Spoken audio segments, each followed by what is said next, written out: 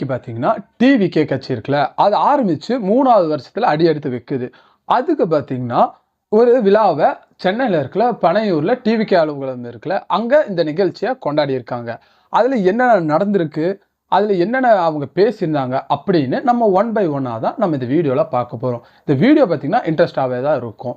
அப்படி நீங்க இந்த சேனலுக்கு புதுசா வந்திருக்கீங்கன்னா, யாராச்சும் இப்பதான் இந்த சேனலை பார்க்குறீங்கன்னா நம்ம சேனலையும் சப்ஸ்கிரைப் பண்ணி வச்சுக்கோங்க. அது மட்டும் இல்லாம இந்த மாதிரி வீடியோஸ் உங்களுக்கு பிடிக்கும்னா ஒரு லைக்கும் கொடுத்துருங்க. சரி வாங்க இப்போ நம்ம டைம் வேஸ்ட் பண்ணாம இப்போ நம்ம வீடியோக்குள்ள போகலாம். இந்த மீட்டிங் ஸ்டார்ட் ஆகும்போது எனக்கு இதுல ஒரு சில விஷயங்கள் எனக்கு பிடிச்சிருந்துச்சு. அது என்னன்னு நான் உங்கள்கிட்ட ஷேர் பண்ணிடுறேன்.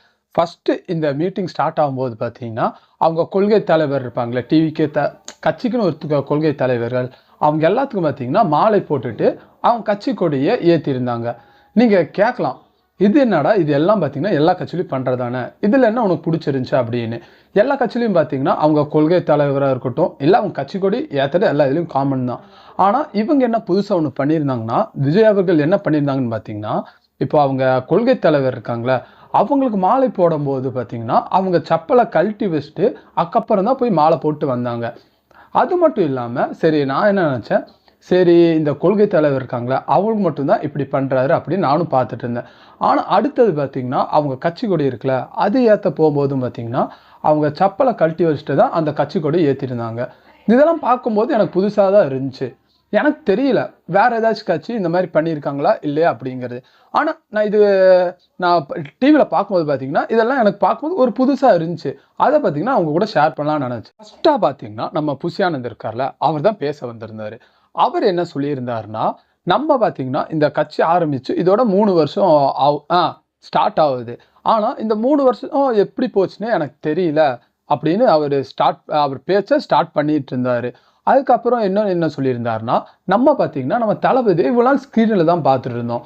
ஆனால் அவர் பார்த்தீங்கன்னா நம்ம கூட களத்தில் இறங்கி நம்மளுக்கு எல்லாத்துக்கும் தலைவராக பார்த்தீங்கன்னா நம்மளுக்கு முன்னாடி நின்று நம்மளுக்கு பார்த்தீங்கன்னா தலைமை ஏற்று அவர் நம்மளை வழி நடத்திட்டு போயிட்டு இருக்காரு அப்படின்னு சொல்லியிருந்தாங்க. அது மட்டும் இல்லாமல் எல்லா கட்சியிலேருந்து பார்த்தீங்கன்னா 1000 ரூபாவா இருக்கட்டும் இல்லை 2000 ரூபா 3000 ரூபா அந்த மாதிரி நம்ம காசு கொடுத்து எல்லாத்தையும் பார்த்தீங்கன்னா விலைக்கு ஆளுங்களை வாங்கிட்டு இருந்தாங்க. ஆனால் நம்ம பார்த்தீங்கன்னா நம்ம கட்சி சைட்லேருந்து 5 ரூபாவில் பார்த்தீங்கன்னா அவர் என்ன மீன் பண்ணி சொல்கிறாருன்னா, இப்போ அவங்க விசில் சின்னத்தை அறிவிச்சிருந்தாங்களே அந்த விசில் சின்னம் பார்த்தீங்கன்னா எல்லா குடும்பத்திலையும் போய் சேர்ந்துருக்கு அப்படின்னு தான் அவர் அதை மென்ஷன் பண்ணி தான் அவர் சொல்லியிருந்தார். இதெல்லாம் தான் பார்த்தீங்கன்னா நம்ம புஷியானந்த் ஸ்டார்டிங்கில் பேசியிருந்தார். அதுக்கப்புறம் பார்த்தீங்கன்னா நம்ம வேல்முருகன் இருக்கார்ல பின்னணி பாடகர் பார்த்துருப்பீங்க மேக்ஸிமம் எல்லா இதுலையும். அப்படி இல்லைனா கூட நான் இங்கே ஃபோட்டோ பார்த்தீங்கன்னா அவரோட போட்டிருப்பேன், நீங்கள் பார்த்து இருந்திருப்பீங்க. அவர் பார்த்தீங்கன்னா அடுத்து அவரோட இசை நிகழ்ச்சி தான் ஸ்டார்ட் ஆச்சு. அவரோட இசை நிகழ்ச்சியில் பார்த்தீங்கன்னா பாட்டு இதெல்லாம் ஒரு 3 பாட்டு பாடினார். எல்லா பாட்டும் நல்லா தான் இருந்துச்சு. அவர் பாட்டு பாடி முடிச்சதுக்கப்புறம் அவரை வாழ்த்துற விதமாக பார்த்தீங்கன்னா விஜய் ஸ்டேஜுக்கு வந்து அவருக்கு ஒரு சால்வை அணிவிச்சு அவரை வாழ்த்தி இருந்தார். அதுக்கப்புறம் வேல்முருகன் இருக்கார்ல அவர் பார்த்தீங்கன்னா அவர்கிட்ட விஜய்கிட்ட ஒரு கோரிக்கை வச்சுருந்தார், எங்கள் கூட சேர்ந்து நீங்களும் டான்ஸ் ஆகணும் அப்படின்னு. அந்த கோரிக்கையை ஏற்று பார்த்தீங்கன்னா விஜய் அவர்களும் ஸ்டேஜில் 2 பேரும் சேர்ந்து டான்ஸ் ஆடிருந்தாங்க. இதெல்லாம் பார்க்கும்போது பார்த்தீங்கன்னா நல்லா இருந்துச்சு. அதுக்கப்புறம் பார்த்தீங்கன்னா நம்ம சுமதிஸ்ரீ பட்டிமன்ற பேச்சாளர் அவங்க தான் பேச வந்திருந்தாங்க. அவங்க என்ன சொல்லியிருந்தாங்கன்னா, அவங்க பார்த்தீங்கன்னா நம்ம தமிழை பற்றியும் அப்புறம் நம்ம தமிழ் மொழியை பற்றியும் நல்ல அற்புதமாகவே சொல்லியிருந்தாங்க. நான் உங்களுக்கு இந்த வீடியோவில் சொல்கிறத விட அவங்க வீடியோ பார்த்தீங்கன்னா யூடியூப்பில் அவைலபிளாக தான் இருக்குது. நீ கண்டிப்பாக அந்த வீடியோ போய் பாருங்கள். பார்த்தா தான் நம்ம தமிழை பற்றியும் நம்ம தமிழ் மொழி பற்றியும் அவங்க என்னென்ன சொல்லியிருக்காங்க அப்படின்னு உங்களுக்கு அதில் நல்லாவே தெரியும். நான் சொல்கிறத விட நீங்கள் அந்த வீடியோ பார்த்தா தான் உங்களுக்கு புரியும். இதெல்லாம் முடிஞ்சதுக்கப்புறம் பார்த்தீங்கன்னா அவங்க பேசி எல்லாம் முடிஞ்சிச்சு. அதுக்கப்புறம் பார்த்தீங்கன்னா அவங்கள பாராட்டும் விதமாக நம்ம விஜய் ஸ்டேஜுக்கு வந்து அவங்களுக்கு பார்த்தீங்கன்னா ஒரு பொன்னாடை போட்டுறேன்னு ஒரு சால்வை போட்டிருந்தாங்க. எனக்கு இதில் பிடிக்காது பார்த்தீங்கன்னா இந்த சால்வை கலாச்சாரம் தான். நான் உங்கள்கிட்ட போன வீடியோவில் நான் சொல்லியிருந்தேன், இந்த சால்வை இதெல்லாம் எதுக்கு போடுறாங்கன்னு எனக்கு தெரியல. இந்த சால்வை இந்த மாதிரி அவங்க போடுறதுக்கு பதிலாக அவங்களுக்கு ஏதாச்சும் ஒரு புத்தகங்கள் அந்த மாதிரி அவங்களுக்கு அந்த மாதிரி தந்திருந்தா கூட அவங்க ஏதாச்சும் அவங்க எப்படி சொல்கிறது அவங்க அறிவை மேம்படுத்துறதுக்காக அந்த புத்தகம் உதவும். ஆனால் இந்த சால்வை கலாச்சாரம் எது கொண்டு வந்தாங்க என்னன்னு எனக்கு தெரியல. உங்களுக்கு யாருக்காச்சும் இந்த வீடியோ பார்க்குற உங்களுக்கு யாருக்காச்சும் அது தெரிஞ்சிச்சுன்னா அது எது கொண்டு வந்தாங்க அப்படிங்கிறத கீழே கமெண்ட்ஸில் கண்டிப்பாக சொல்லிட்டு போங்க. ஆனால் எனக்கு இந்த நிகழ்ச்சியிலேயே பிடிக்காது பார்த்தீங்கன்னா இது ஒன்று மட்டும்தான். அதுக்கப்புறம் பார்த்தீங்கன்னா அடுத்தது கருத்து பேச்சாளரும் அதுக்கப்புறம் நம்ம தமிழ் பேச்சாளர்களுமான 2 பேச்சாளர்கள் பேச வந்திருந்தாங்க. அவங்க பார்த்தீங்கன்னா, அவர் பேர் பார்த்தீங்கன்னா மணி, அதுக்கப்புறம் பார்த்தீங்கன்னா மணிவாணன். இவங்க 2 பேர் தான் பேச வந்திருந்தாங்க. அவங்க என்ன பேசியிருந்தாங்க அப்படிங்கிறத நான் உங்களுக்கு பெருசா பேசியிருந்தாங்க. நான் அவங்க என்ன பேசியிருந்தாங்கன்னு சுருக்கி நான் உங்களுக்கு சொல்றேன் இப்போ. முதல்ல பார்த்தீங்கன்னா, நம்ம மணிவாணன் ஐயா தான் பேச வந்திருந்தாரு. அவர் அதுல என்ன சொல்லியிருந்தாருன்னா, இந்த கட்சி ஆரம்பிச்சு பார்த்தீங்கன்னா, இன்னையோட 3வது ஆண்டு பார்த்தீங்கன்னா, கால் எடுத்து வைக்குது அப்படின்னு சொல்லியிருந்தாரு. அது மட்டும் இல்லாம, இந்த கட்சி பார்த்தீங்கன்னா, ஒரு குழந்தை கட்சி அப்படின்னு அது சொல்லியிருந்தாரு.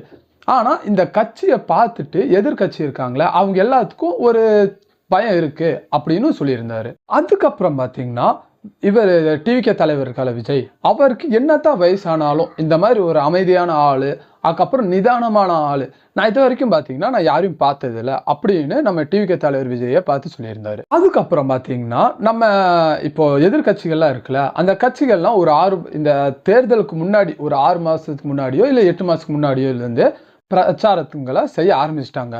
இதுக்கெல்லாம் காரணம் யாருன்னு பார்த்தீங்கன்னா, இப்போ புதுசா வந்திருக்கிற இந்த டிவிகே கட்சி தான். ஏன்னா ஃபர்ஸ்ட்லாம் பார்த்தீங்கன்னா, இப்போ எலெக்ஷன் ஸ்டார்ட் ஆக போகுதுன்னா, ஒரு 3 மாசம் இல்ல 4 மாசத்துக்கு முன்னாடி தான் பிரச்சாரங்கள ஸ்டார்ட் பண்ணுவாங்க. ஆனா இப்ப பார்த்தீங்கன்னா, கொஞ்சம் சீக்கிரமே ஆரம்பிச்சிடுறாங்க. இதுக்கு எல்லாத்துக்கும் காரணம் பார்த்தீங்கன்னா, நம்ம புதுசா வந்திருக்கிற டிவிகே கட்சி தான். ஏன் அப்படி சொல்றாருன்னா, இப்போ டிவிகேவோட வாக்கு சதவீதம் பார்த்தீங்கன்னா, இப்போ நிறைய உயர்ந்திருக்கு. அத ஒரு கருத்துல கொண்டு தான் இப்படி பேசியிருக்காருன்னு நான் நினைக்கிறேன். அதுக்கப்புறம் பார்த்தீங்கன்னா, நம்ம கரூர் சம்பவம் நடந்துச்சுல, துயர சம்பவம். அத பத்தியும் அவர் பேச வந்திருந்தாரு. அவர் பேச வரும்போது அந்த சைட்லேருந்து அவங்கள்ட்ட சொல்லிட்டாங்க, இந்த கரூர் சம்பவத்தை பற்றின கேஸ் பார்த்தீங்கன்னா இன்னும் கோர்ட்டில் போயிட்டு இருக்கு, அதனால இதை பற்றி ஒன்றும் பேச வேணாம் அப்படின்னு சொல்லிட்டாங்க. அதனால பார்த்தீங்கன்னா அவர் அதை பற்றி ஒன்றும் பேசல. அதுக்கப்புறம் பார்த்தீங்கன்னா இப்போ கருத்து கணிப்புங்கிறது இப்போ காமனாக எல்லாம் எடுத்துட்டு இருக்காங்க. இவரும் பார்த்தீங்கன்னா ஒரு கருத்து கணிப்பை எடுத்திருந்திருக்காரு. அது எங்கன்னு பார்த்தீங்கன்னா தமிழ்நாட்டில் இல்லாமல் கேரளாவில் எடுத்திருந்திருக்காரு. அங்கே அவங்க எடுத்த கருத்து கணிப்பில் அவருக்கு என்ன சொல்லியிருக்காங்கன்னு அங்கே இருந்த மக்கள், தமிழ்நாட்டில் பார்த்தீங்கன்னா 2 கட்சிகள் தான் ஆப்போசிட் வரக்கு வாய்ப்பு இருக்கு அப்படின்னு சொல்லியிருக்காங்க. அதுல ஒன்று பார்த்தீங்கன்னா நம்ம டிஎம்கே, இன்னொன்று பார்த்தீங்கன்னா டிவிகே அப்படின்னு அவர் சொல்லியிருக்காரு. அவர் அங்கே எடுத்தார்ல கருத்து கணிப்பு கேரளாவில், அதில் அவர் எடுத்த கருத்து கணிப்பில் இந்த மாதிரி ஆன்சர் தான் அங்கே இருக்கிற மக்கள்லாம் சொல்லியிருக்காங்க அப்படின்னு அவர் சொல்லியிருந்தார். அதுக்கப்புறம் பார்த்தீங்கன்னா அவர் ஒரு மெயினான பாயிண்ட் சொல்லியிருந்தார். அவர் சொன்னதுல எனக்கு என்னமோ இது மெயினான பாயிண்ட் மாதிரி தெரிஞ்சுச்சு. அதில் அவர் என்ன சொல்லியிருந்தாருன்னா, 2 எதிர்கட்சிகள் இப்போ இருக்காங்களே, அவங்க ஒன்று சொல்லாது, இப்போ அவங்கனால சொல்ல முடியாத ஒரு விஷயம் ஒன்று இருக்கு. அதை பார்த்தீங்கன்னா நீங்க எடுத்து பண்ணீங்கன்னா, அதை எப்படி சொல்றது, அதை எடுத்து நீங்க முன்னோக்கி நீங்க அதை வச்சு நீங்க பிரச்சாரம் பண்ணீங்கன்னா உங்களுக்கு தான் எல்லா வாக்கும் வரும் அப்படின்னு சொல்லியிருந்தாரு. அது என்னன்னா ஊழல் இல்லாத கட்சி அப்படின்னு அவர் சொல்லியிருந்தாரு. அப்படி ஊழல் இல்லாத அரசாங்கம் நீங்க அமைக்கணும் அப்படின்னு நீங்க பிரச்சாரம் பண்ணீங்கன்னா கண்டிப்பா பார்த்தீங்கன்னா உங்களுக்கு தான் இந்த இதுல வெற்றி நிச்சயம் அப்படின்னு சொல்லியிருந்தாரு. ஏன் அவர் அப்படி சொல்றாருன்னா, நம்மளுக்கு தெரிஞ்சது தான். இப்போ இருக்கிற கட்சிகள்லாம் பார்த்தீங்கன்னா ஊழல் எவ்வளோ பண்ணிட்டு இருக்காங்க அப்படி இப்படின்னு. ஆனால் இப்போ டிவிகே சைட்லேருந்து அவங்க என்ன சொல்கிறாங்கன்னா, அவங்க ஆட்சியில் வந்தாங்கன்னா ஊழல் இல்லாத கட்சியாக தான் நாங்கள் கொண்டு வருவோம் அப்படின்னு அவங்க பிரச்சாரம் பண்ணிட்டு இருக்காங்க இப்போவும். ஆனால் அதை பார்த்தீங்கன்னா கொஞ்சம் முன்னோக்கி வச்சு அவங்க பிரச்சாரம் பண்ணணும் அப்படின்னு அவர் கேட்டுக்கொண்டார். அடுத்தது பார்த்தீங்கன்னா நம்ம டிஎஸ் மணிவண்ணன் இருக்கார்ல, அவர் பேச ஆரம்பிச்சாரு. அவர் என்ன சொன்னாருன்னு அவர் பேசுனதுலேருந்து நான் உங்களுக்கு சுருக்கி நான் உங்களுக்கு சொல்கிறேன். ஃபர்ஸ்ட்டாக பார்த்தீங்கன்னா அவர் என்ன சொன்னார்னா, இந்த இளைஞர் பட்டாளம் இருக்குல்ல, அதை பற்றி அவர் சொல்லியிருந்தார்.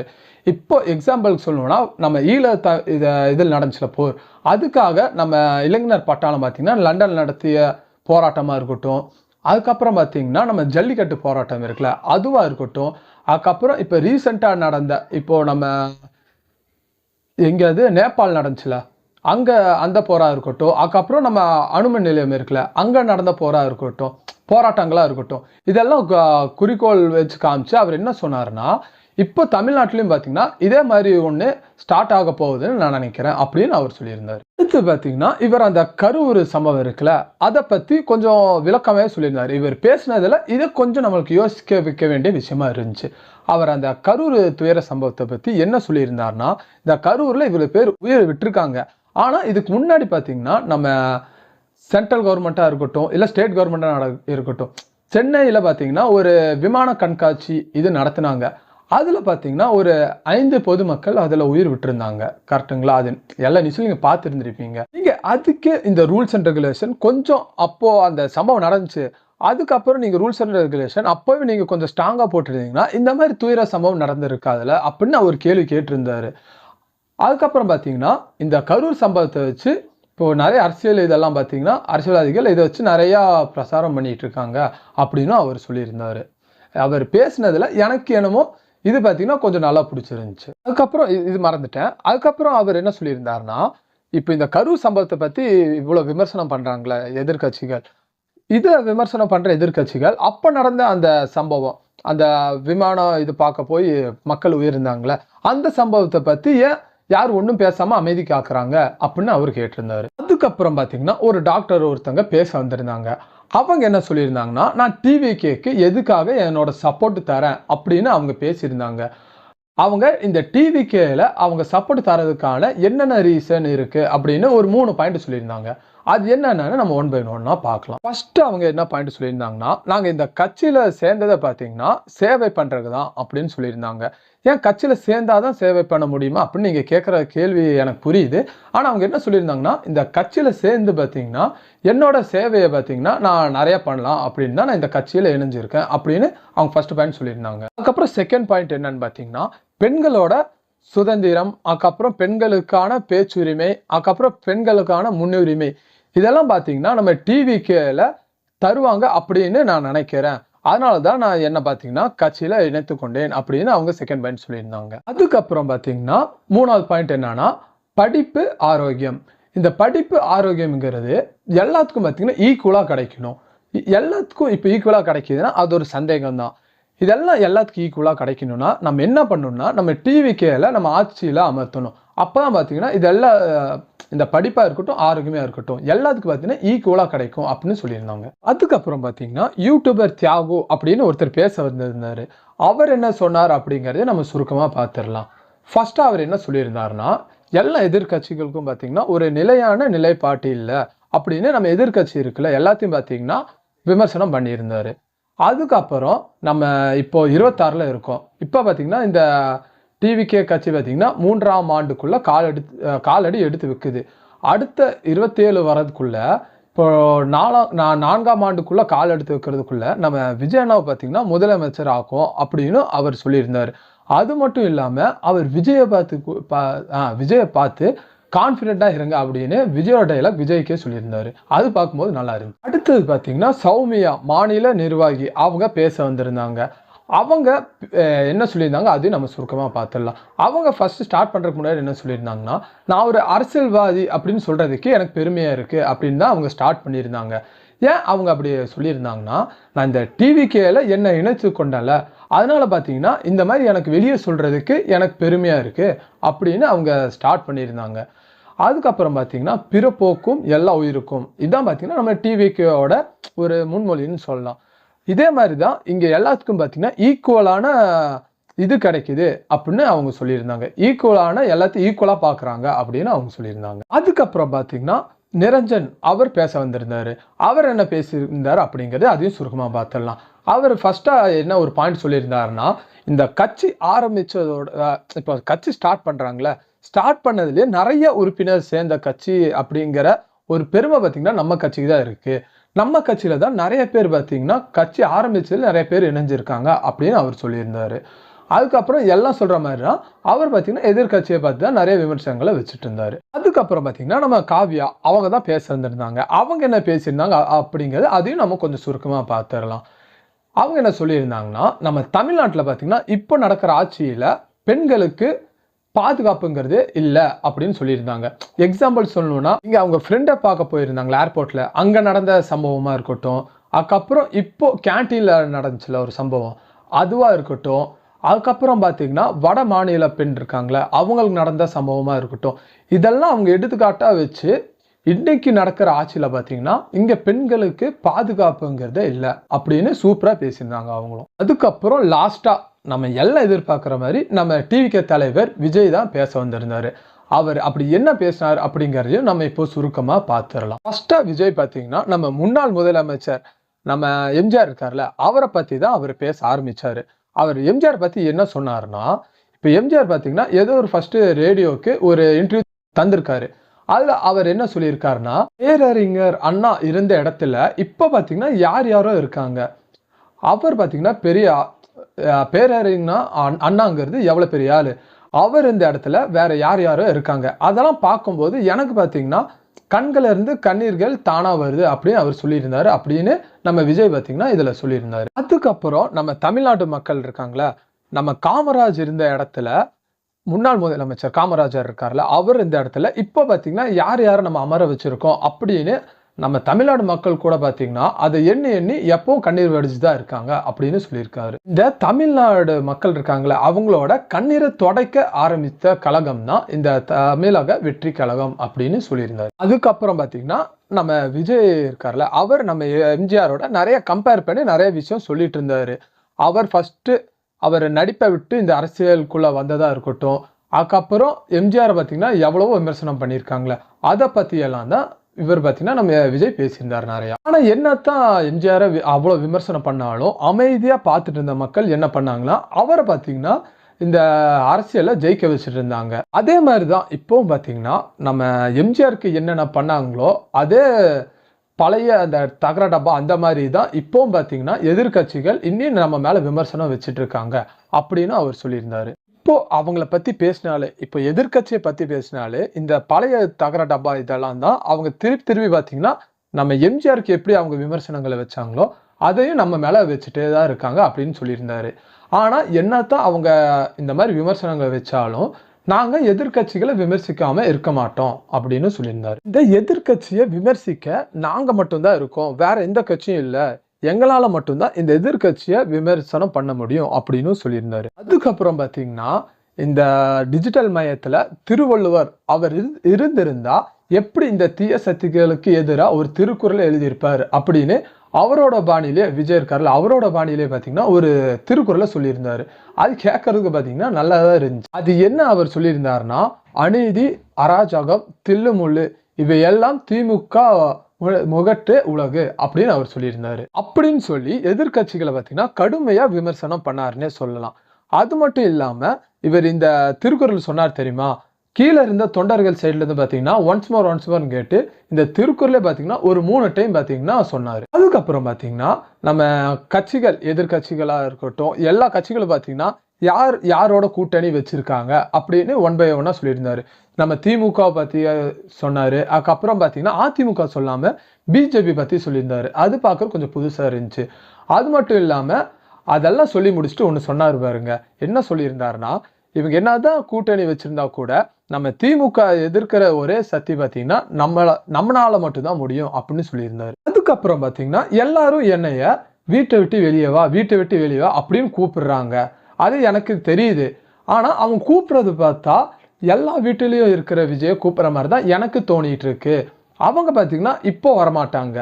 எப்போ எலெக்ஷன் டைம் வருதோ அப்போ பாத்தீங்கன்னா அவங்க ஓட்டர் ஐடி எடுத்துட்டு வந்துட்டு டிவிக்கு ஓட்டு போடுறதுக்காக வருவாங்க.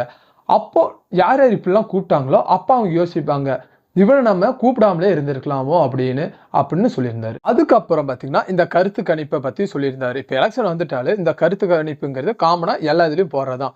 அதை பத்தியும் பாத்தீங்கன்னா அவர் நீட்டா சொல்லியிருந்தாரு. அதை பத்தி நம்ம விஜய் என்ன சொல்லியிருந்தாருன்னா, இந்த கருத்து கணிப்பு பாத்தீங்கன்னா நீங்க இப்போ போய் எடுத்தா கூட எல்லா வீட்டிலும் பாத்தீங்கன்னா ஒரு டிவிக்கு நம்ம விஜய் ஆதரவாளர்கள் ஒருத்தங்களாச்சும் இருப்பாங்க அப்படின்னு சொல்லியிருந்தாரு. ஏன் எக்ஸாம்பிளுக்கு பாத்தீங்கன்னா நம்ம முதலமைச்சர் மு க ஸ்டாலின் இருக்காரு, அவரையே நீங்க தூக்கத்துல எழுப்பி நீங்க யாருக்கு ஓட்டு போடுவீங்க அப்படின்னு கேட்டா அவர் பதட்டத்துல பாத்தீங்கன்னா விசில் சின்னதுக்கு தான் ஓட்டு போடுவோம் அப்படின்னு சொல்லுவாரு அப்படின்னு அவரை பத்தி பாத்தீங்கன்னா ஒரு விமர்சனம் வச்சிருந்தாரு. இந்த தீய சக்தி எதிர்க்கிற ஒரே தூய சக்தி யாருன்னா நம்ம தான், நம்மனால மட்டும்தான் இந்த தீய சக்தியை பாத்தீங்கன்னா எதிர்க்க முடியும் அப்படின்னு சொல்லியிருந்தாரு. அது மட்டும் இல்லாம நம்ம விசில் இருக்குல்ல, அது அந்த சத்தத்திலே எனக்கு தெரியுது இந்த எலெக்ஷன்ல யார் ஜெயிக்க போறாங்க அப்படின்னு கான்பிடென்ட்டா அந்த டிவிக்கு தான் ஜெயிக்க போகுதுன்னு அவர் சொல்லியிருந்தார். இதெல்லாம் தான் பாத்தீங்கன்னா இன்னைக்கு நடந்த டிவிக்கோட 3ஆம் ஆண்டு தொடக்க விழாவில் பேசினது இதெல்லாம் தான். இதை பத்தின ஏதாச்சும் கருத்துக்கள் உங்களுக்கு இருந்துச்சுன்னா அதை கீழே இருக்க கமெண்ட் செக்ஷன்ல கண்டிப்பா சொல்லிட்டு போங்க. அதுக்கப்புறம் நம்ம வீடியோ பத்தின கருத்துக்களும் ஏதாச்சும் உங்களுக்கு இருந்துச்சுன்னா அதையும் நீங்க தாராளமா கீழே இருக்க கமெண்ட் செக்ஷன்ல கண்டிப்பா சொல்லிட்டு போகலாம். அதுக்கப்புறம் இந்த வீடியோ உங்களுக்கு பிடிச்சிருந்துச்சுன்னா ஒரு லைக்கும் பண்ணிடுங்க. அதுக்கப்புறம் இந்த வீடியோ உங்க ஃப்ரெண்ட்ஸ் அண்ட் ஃபேமிலி யாராச்சும் இருந்துச்சுன்னா அவங்களுக்கும் ஷேர் பண்ணி விட்டுருங்களேன். உங்களை நெக்ஸ்ட் இன்னொரு வீடியோல நான் சந்திக்கிறேன். தேங்க்யூ.